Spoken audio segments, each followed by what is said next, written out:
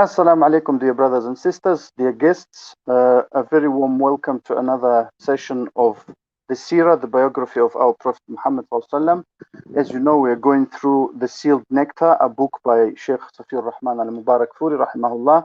Bismillah ar-Rahman ar-Rahim, alhamdulillahi rabbil alameen, wa salatu wa salam ala rasulillah al-Kareem, amma ba'd.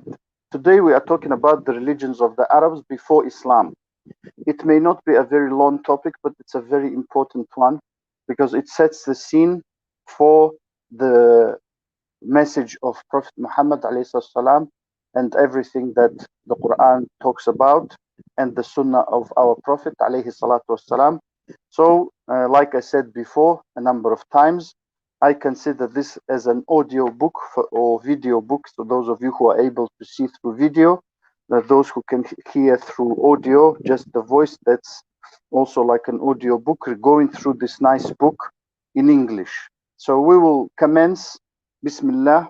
The Sheikh said, rahimahullah, most of the Arabs had complied with the call of Ismail, in English Ishmael, alayhi salam, and professed the religion of his father Abraham, alayhi salam. They worshipped Allah, professed his oneness, and followed his religion a long time until they forgot part of what they had been reminded of. However, they still maintained fundamental beliefs, such as monotheism, as well as various other aspects of the religion of Abraham, until the time when a chief of Khuza'a, namely Khuza'a, as you know, is a tribe, Arab tribe, a very well known, namely Amr bin Luhay, came back from a trip to Sham, to Syria. He was renowned for righteousness, charity, devotion, and care for religion, and was granted unreserved love and obedience by his tribesmen. In Syria, he saw people worshipping idols, a phenomenon he approved of and believed it to be righteous, since Syria was the place of messengers and scriptures. He brought with him an idol, Hubal, which he placed in the middle of the Kaaba, and summoned the people to worship it. Readily enough, idolatry spread all over Mecca and hence the Hijaz, people of Mecca being custodians not only of the sacred house, but the whole Haram as well. As you probably know, the sacred house is the Kaaba. Haram, of course, is a much wider area. Those of you who are interested can Google it and see the difference between the Haram and the sacred house. A great many idols bearing different names were introduced into the area. An idol called Manat was worshipped at Mushallal near Qudayd on the Red Sea, another Al-Lat in Ta'if, a third Al-Uzza in the valley of Nakhla, and so on and so forth. Polytheism prevailed and the number of idols increased everywhere in Hijaz. Amr bin Luhay, with the help of a jinn companion who told him that the idols of the people of Noah, Nuh alayhi salam, Wad, mentioned in Surah Nuh, Wad, Suwa', Yaghuth, Ya'uq, and Nasr, were buried in Jeddah. He dug them out and took them to Tihama. Upon pilgrimage time, these idols were distributed among the tribes to take back home. Every tribe and house had their own idol, and the sacred house was also overcrowded with them. On the Prophet's ﷺ conquest of Mecca, 360 idols were found around the Kaaba. He broke them down and had them removed and burned up. I would like to draw your attention here that before that, before the conquest of Mecca, and the Prophet ﷺ having power to remove them, he was not able to do so. He stayed in Mecca after he became a prophet for 13 years, calling to Tawheed, but he was not able to remove the idols. So this is a very important thing for us to understand when we are in a position, in a situation, in a place, in a time where we are unable, for example, to do something that we would like to do, until such time comes. If it comes, it may not come, if it comes to the time or place where it's possible to do it. So it's important to understand it.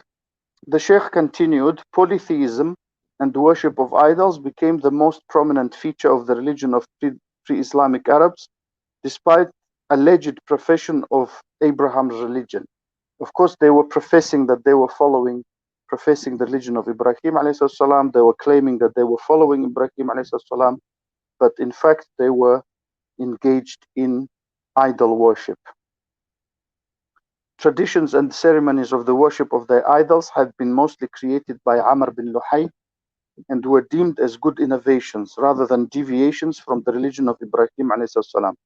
Some features of their worship of idols were: firstly, self-devotion to the idols, seeking refuge with them, uttering oaths in their names, calling for their help in hardship, and supplication to them, meaning doing dua, for fulfillment of wishes, believing that the idols could intercede before Allah for the fulfillment of people's wishes.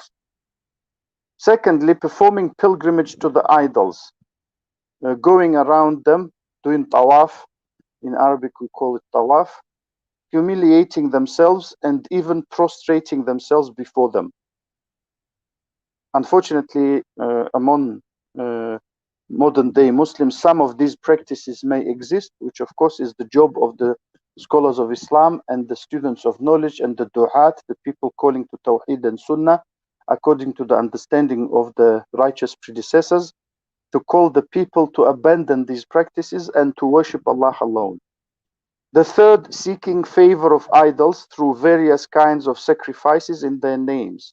These sacrifices were mentioned by Allah in His saying, وَمَا ذُبِحَ عَلَى النُّصُبِ, and that which is sacrificed, slaughtered on an-nusub.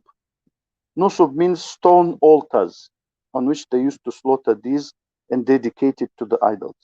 Allah also says, وَلَا تَأْكُلُوا مِمَّا لَمْ يُذْكَرِ اسْمُ اللَّهِ عَلَيْهِ. Do not eat, O believers, of that meat on which Allah's name has not been pronounced. Here in brackets, at the time of the slaughtering of the animal. The fourth point, or you can say feature of their worship, portions were also devoted to Allah Himself. But people often found reasons to transfer parts of Allah's portion to idols, but never did the opposite. To this effect, Allah said, وَجَعَلُوا لِلَّهِ مِمَّا ذَرَأَ مِنَ الْحَرْثِ وَالْأَنْعَامِ نَصِيبًا فَقَالُوا هَذَا لِلَّهِ بِزَعْمِهِمْ وَهَذَا لِشُرَكَائِنَا فَمَا كَانَ لِشُرَكَائِهِمْ فَلَا يَصِلُ إِلَى اللَّهِ وَمَا كَانَ لِلَّهِ فَهُوَ يَصِلُ إِلَى شُرَكَائِهِمْ سَاءَ مَا يَحْكُمُونَ, which translates as, and they assign to Allah a share of the crops and cattle which He has created. And they say, this is for Allah, according to their pretending, and this is for our partners.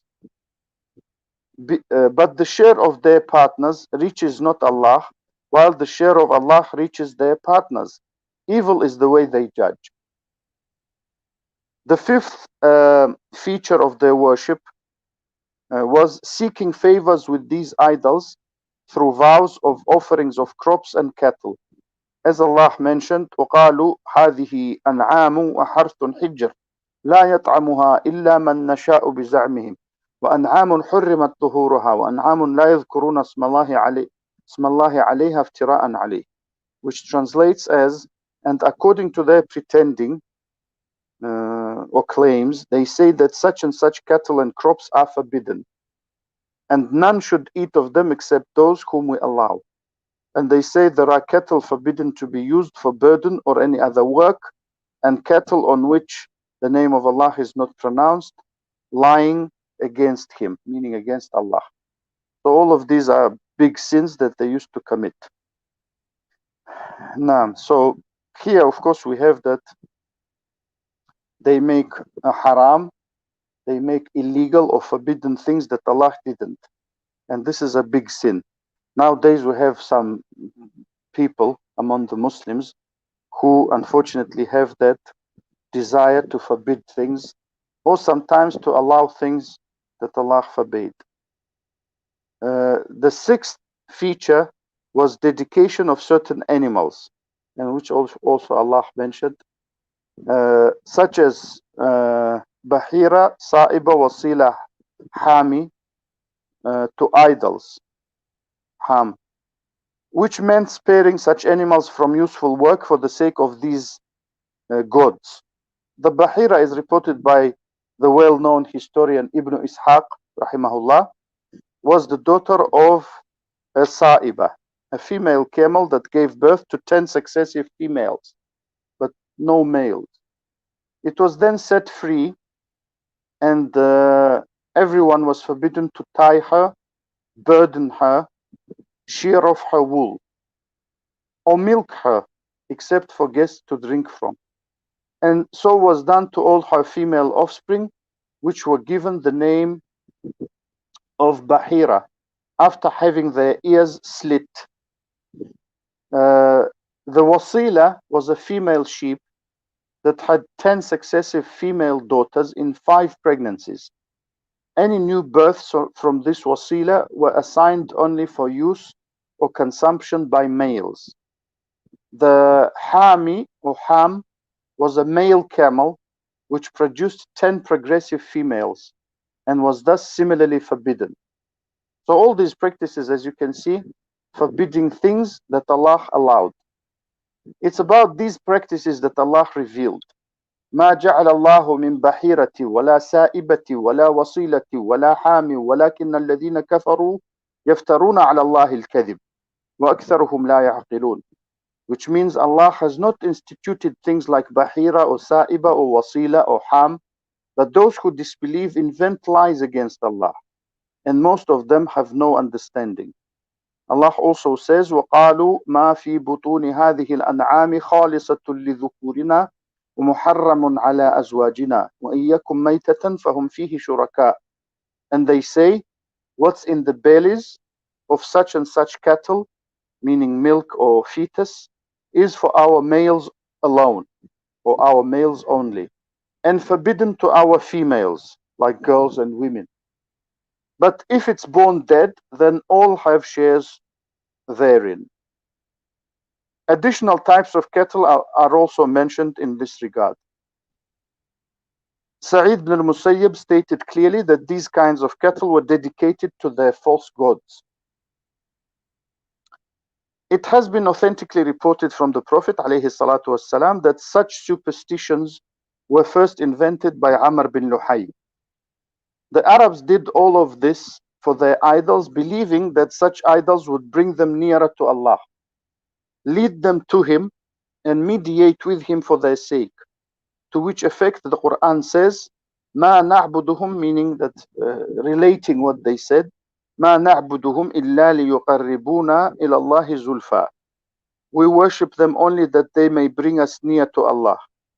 And also Allah said, وَيَعْبُدُونَ مِن دُونِ اللَّهِ مَا لَا يَضُرُّهُمْ وَلَا يَنْفَعُهُمْ وَيَقُولُونَ هَؤُلَاءِ شُفَعَاؤُنَا عِنْدَ اللَّهِ. And they worship besides Allah things that do not harm them nor profit them, and they say these are our intercessors with Allah. Another tradition, religious tradition among the Arabs, was casting of azlam, featherless arrows, which were of 3 kinds. One showing yes, another showing or saying no, and a third was blank. They would use them in case of serious matters like traveling, marriage, and the like. If the draw showed yes, they would do it. If it showed no, they would delay what they were trying to do till the next year. And of course, all this Allah forbade, because to connect your life to such superstitions is not really clever for people to do. Other kinds of azlam were cast for water, blood money, or showed from you, not from you, or mulsaq. Mulsaq meaning it's associated with some tribe. In cases of doubt in validity of the child, they would resort to the idol of Hubal with 100 camel gift for the arrow caster. Only the arrows would then decide the sort of relationship. If the arrow showed from you, then it was decided that the child belonged to the tribe. If it showed not from you, he would then be regarded as an ally. But if mulsaq appeared, the person would retain his position, but with no lineage or alliance contract. This was very much like gambling and arrow shafting, whereby they used They used to divide the meat of the camels they slaughtered according to this tradition. So it was a very prominent feature of their life. Moreover, they used to have a deep conviction in the tidings of soothsayers, diviners, and astrologers. A soothsayer used to deal in the business of foretelling future events and claim knowledge of private secrets and having jinn subordinates who would communicate the news to him. Diviners claimed that they could uncover the unknown by means of a granted power, meaning like a superpower, while others boasted they could reveal the secrets through a cause and effect inductive process that would lead to detecting a stolen commodity, location of a theft, a stray animal, and the like. The astrologer belonged to a third category, observing the stars and calculating their movements and orbits, whereby he would foretell the future. Conviction in the news provided by the astrologer was in reality a belief in the stars. So part of believing in astrology was to have faith in the positions of particular stars. They would say we were delivered rain or we were given rain because of the position of this star or that star. And of course, all of this, brothers and sisters, is alien to Islam and was forbidden by the Quran and the Prophet ﷺ. The belief in omens foretelling future events was of course common among the Arabians. Some days, months, and particular animals were regarded as ominous. Like nowadays people say it's a bad sign or it's a bad day and things like this. They also believed that the soul of a murdered person would fly in the wilderness and would never be at rest until revenge was taken. Superstition was widespread. Should a deer or bird, when released, turn right, then what they embarked on would be regarded favorable. Otherwise, they would get negative and refrain from pursuing it. Of course, like I said, connecting your life to animals or things or birds is very silly. And so Allah prohibited it. And of course, it was not from the religion of Ibrahim alayhi salam. People of the pre-Islamic period, whilst believing in superstition, still retained some of the traditions of Ibrahim alayhi salam, such as devotion to the Kaaba, circumambulation, which is doing tawaf, observance of the Hajj pilgrimage, the stay at Arafat, and offering sacrifices. All of these were observed despite some innovations that adulterated their sacredness. The Quraysh, for example, seeing that they were the descendants of Ibrahim alayhi salam, custodians of the Kaaba, the inhabitants of Mecca, no Arabs besides them having the same status or rights as they did. For these reasons, they referred to themselves as Al-Hums, and they would refrain from going to Arafat with the crowd. Instead, they would stop short at Muzdalifah. It was about this that the following was revealed. ثُمَّ أَفِيضُوا مِنْ حَيْثُ أَفَاضَ النَّاسِ. Then depart from the place where all the people depart from. So Allah said that no more VIP clubs in this regard. Another heresy deeply established in their social tradition dictated that they would not eat dried yogurt or cooking fat, nor would they enter a tent made of camel hair or seek shade unless in a house of bricks, so long as they were in ihram, the sacred state of pilgrimage. They also, out of deeply rooted misconception, denied pilgrims other than the people from Mecca access to the food they brought when they wanted to do Hajj or Umrah, pilgrimage or lesser pilgrimage. They ordered pilgrims coming from outside Mecca to do tawaf of the Kaaba in clothes provided by themselves. But if they could not acquire them, men were to do so in a state of nudity, meaning completely naked, and women with only some open shirt. Allah says in this regard, Ya bani Adama khudhu zinatakum inda kulli masjid, which means, O children of Adam, take your adornment to every masjid, which means that at every prayer People must cover the awra, the prescribed parts of the body, which are different for men and women, when they pray. If men or women were generous enough to go around the Kaaba in their clothes, they had to discard them after doing the tawaf for good.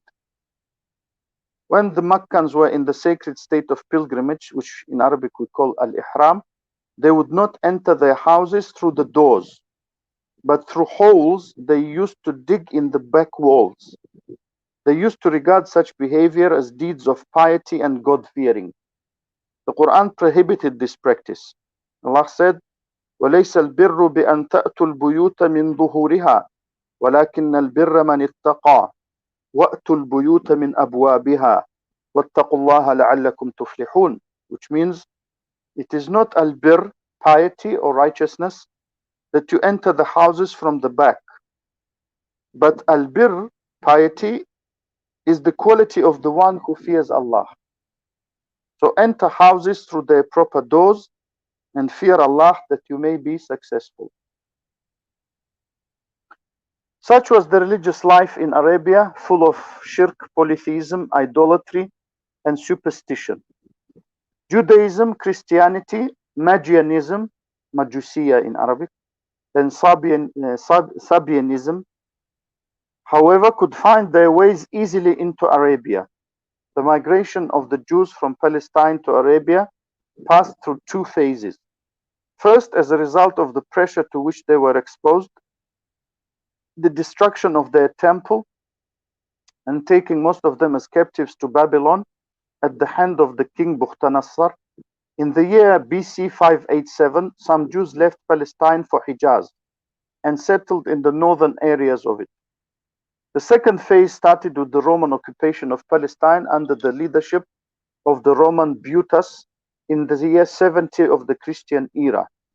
This resulted in a tidal wave of Jewish migration into Hijaz, Yathrib, which was the name of Medina, Khaybar, and Tayma in particular. Here they converted many tribes to their faith, built forts and castles, and lived in villages. Judaism managed to play an important role in the pre-Islamic political life. When Islam dawned on that land, there had already been several famous Jewish tribes: Khabir, Al-Mustaliq, Al-Nadir, Qurayza, and Qaynuqa'. As-Samhudi mentioned that the Jewish tribes counted as many as 20. Judaism was introduced into Yemen by someone called As'ad Abi Karb. He had gone to fight in Yathrib, Medina, and there he embraced Judaism and then went back, taking with him two rabbis from Banu Qurayza to instruct the people of Yemen in this new religion. There, Judaism found fertile ground to propagate and gain adherents. After his death, his son Yusuf Dunawas rose to power, attacked the Christian community in Najran, and ordered them to embrace Judaism. When they refused, he ordered that a pit of fire be dug and all the Christians be dropped to burn in it. Estimates say that between 20 to 40,000 Christians were killed in that human massacre. This occurred in October 523 of the Christian era. The Quran related part of that story in Surah Al-Buruj. Christianity first made its appearance in Arabia following the entry of the Ethiopian and Roman colonists into that country.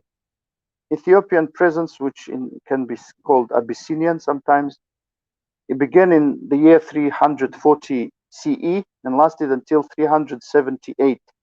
It was with them that the Christian religion entered Yemen. It was approximately this time when a Christian missionary called Phimian, known for his selfless behavior and working miracles, had entered into Najran. There he called people to Christianity, and by virtue of his honesty and truthful devotion, he managed to persuade them to respond positively to his invitation and embrace Christianity. The Ethiopian colonization forces entered Yemen again in the year 525 CE. It was as retaliation for the injustice of Dunawas. and they started to zealously propagate their faith.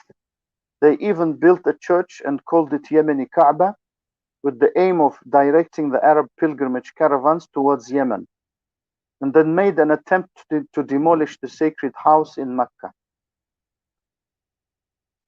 Allah the Almighty, however, punished them and made an example of them, here and in the hereafter.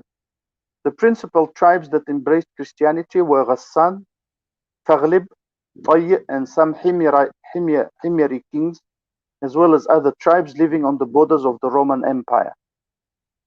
Magianism, Majusiya, was also popular among the Arabs living in the neighborhood of Persia, Iraq, Bahrain, Al-Ahsa, and some areas on the Arabian Gulf Coast. Some Yemenis are also reported to have professed Magianism during the Persian occupation. As for Sabianism, excavations in Iraq revealed that it had been popular amongst Chaldean folks, the Syrians and Yemenis. With the advent of Judaism and Christianity, however, Sabianism began to give way to the new religions, although it retained some followers mixed or adjacent to the Magians in Iraq and the Arabian Gulf. So the religious situation was, such was the religious life, the Sheikh said, of the Arabians before the advent of Islam. The role that the prevalent religions played was only marginal. The polytheists who faked Abrahamism, meaning following Ibrahim a.s., were detached from its principles and inherent good manners. They were indulged in disobedience. They were indulging in disobedience, ungodliness, and certain peculiar superstitions that managed to leave a serious impact on the religious and socio-political life in the whole of Arabia.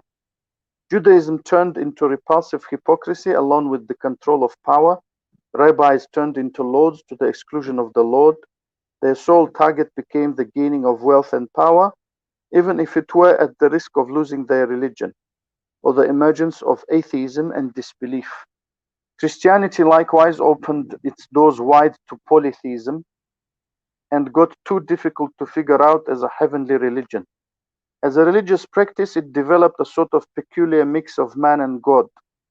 It exercised no bearing whatsoever on the souls of the Arabs who accepted it, simply because it had no concern with their style of life and did not have the least relationship with their practical life. People of other religions were similar to the polytheists with respect to their inclinations, dogmas, customs, and traditions. So I want to stop here and to draw your attention that a lot of what I have read today and you've heard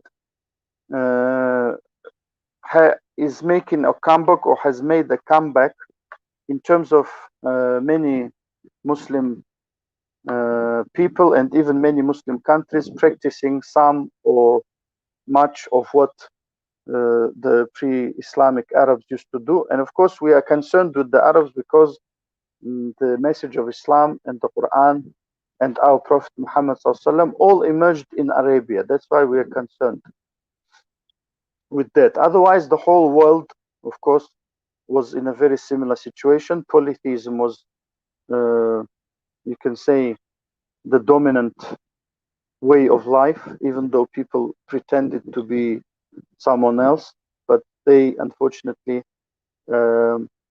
practiced polytheism.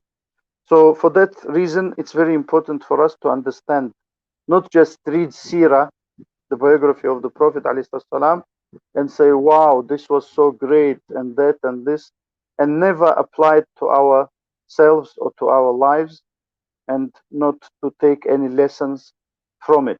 The same applies to the Quran. When we read it, we must read it with understanding. The same applies to the Sunnah. The same applies to the lives of those great individuals and people. So we must apply it to ourselves so that we correct whatever mistakes we may have in our lives, in our beliefs, in our practice. Why? Because we are created to worship Allah alone, not to worship anyone else. That includes a lot of things.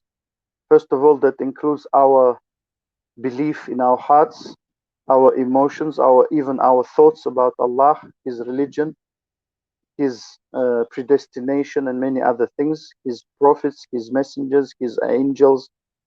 But before all of that, belief in Allah, the correct belief in Allah. Then we, of course, have the duty to worship Him in our hearts, in our minds, to have the correct worship set, not only with our body. When we talk about worship, many people think that it's the prayer, it's the fasting, and that there is no doubt that those things are great acts of worship. But before that, we must have worship of Allah in our hearts, only fearing Him, only hoping from Him, relying on Him alone, fearing Him alone, and believing that He alone deserves the worship, and believing that He alone deserves the obedience, and obedience of anyone else after that is reliant upon what they say, not being against the religion of Islam, and many, many other things. So the worship of the heart and of the soul comes before the worship of the body.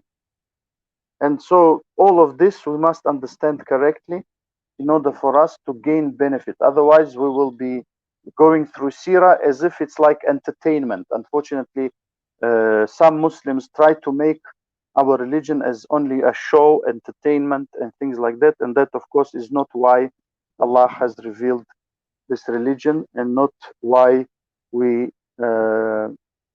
study everything. So I want to stop here. If you have any questions, I don't say comments because I'm not really here to hear another lecture by someone else. Some people believe that they want to ask a question and then they give another lecture. If I want to hear someone else's lecture, I wouldn't be doing the lecture myself. So if you have a question, it's brief. If possible, without mentioning names of people, then please ask. I will try to answer if I can. وجزاكم الله خيرا.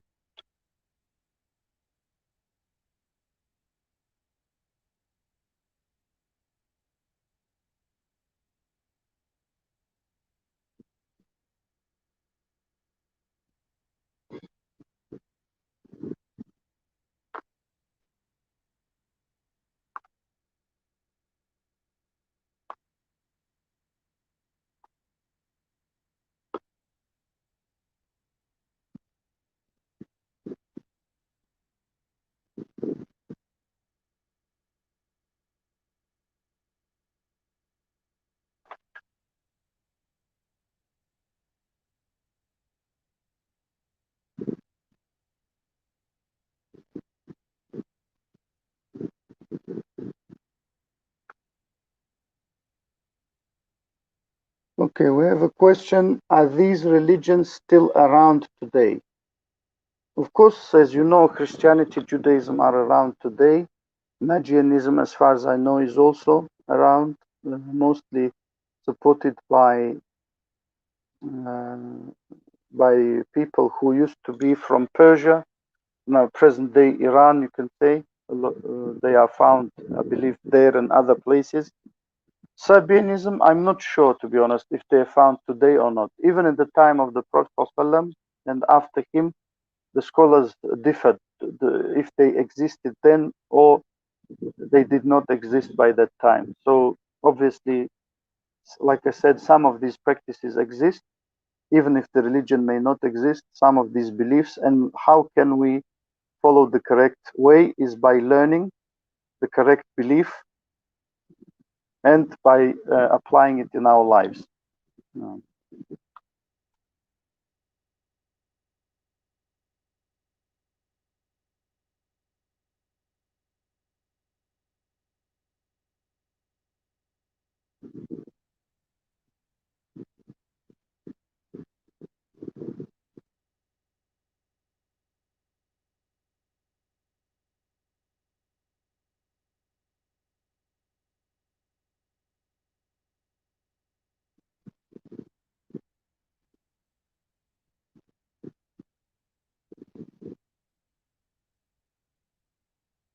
Can a Muslim marry a Christian, even we know that the Christians are polytheists? Of course, the fact that a Muslim man, a Muslim lady can never marry anyone except a Muslim. But a Muslim man is allowed to marry a Christian or a Jewish lady, provided Allah said in the Quran, they are from people or ladies who are chaste, meaning that they do not sleep around with men. So they're allowed. That's in the Quran. Of course, no one cancelled it. The vast majority of scholars believe that this is correct and this is so. But you know, I want to say something about the Muslims of today. You must be careful about, meaning that if you want to get married, you must be careful whom you marry in relation to the Muslims. Um, so, what do you say about Christians and Jews? Of course, their religion has become worse. So, for that reason, a person who claims that he goes to a nightclub and meets a lady and then says, because many people like this come to us, unfortunately, and they say, oh, I want to marry, otherwise I will fall into zina. The fact that you might fall into zina is not really a problem of the person you're asking. You must protect yourself and not live or stay in places where you can fall into zina. But to say that and then to marry someone whom you met in a place where people commit all kinds of sins is not really correct. But otherwise, in theory, if you can find such a lady, it's permissible. It's not haram. No one can say it's haram. Once Allah makes it halal, no one can say it's haram. The fact that the Christians are polytheists, of course, it's true. But Allah made an exception in terms of the food, meaning the meat, and the marriage for the Jews and the Christians. Now,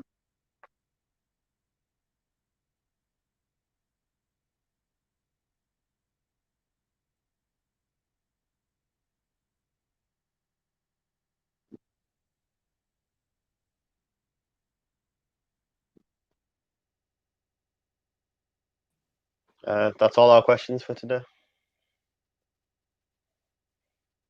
hello? Hello, assalamu alaikum. That's all our questions for today. Ah, okay, okay, great, great. Just my screen is frozen again. No problem. Sorry.